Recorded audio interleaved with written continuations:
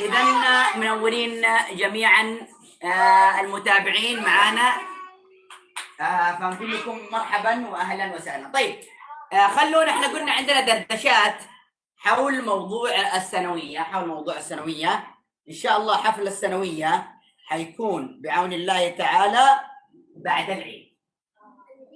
حفل الثانوية بعد العيد مباشرة، وذلك لا يعني يمكن الرابع الخامس السادس، وذلك لسببين. السبب الأول احنا ما كملنا، السبب الثاني لأنه لو قلنا الخميس والجمعة بيكون قبل رمضان، وأغلب الناس يقضون واني ويقضون تطلي، وهم فاضيين يجون، فنخسر جمهور كبير اللي جاي من برا المناطق.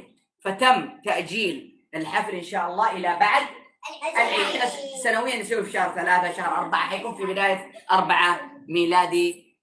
فكان صعب علينا في التوقيت، مع إنه والله التصريح جاهز والمكان جاهز، ولكن إحنا أجلناه. وكثير أيضا من الفانزات قالوا أخروا، نبغى نشارك في الرعاية. جاتكم الفرصة عشان تكونوا معنا ضمن الرعاية اللي راح نتكلم عن الرعاية خلال شهر رمضان كامل. يعني اللي كانوا منتظرين يقولوا خلوا لنهاية الشهر، الآن جاتكم أنكم تكونوا معنا أيضا في الرعاية. فالوقت مناسب إن شاء الله، يكون العيد عيد ونكون احنا خلصنا الأناشيد بعون الله تعالى. إذن احنا متفاعلين معكم اليوم ومع الزهراء. طبعا كان عندهم حفل ولابسين صندوق سيسان، هذا اللي فوق صندوق سيسان، هذا اللي فوق الراس اسمه ايش هذا؟ صندوق سيسان.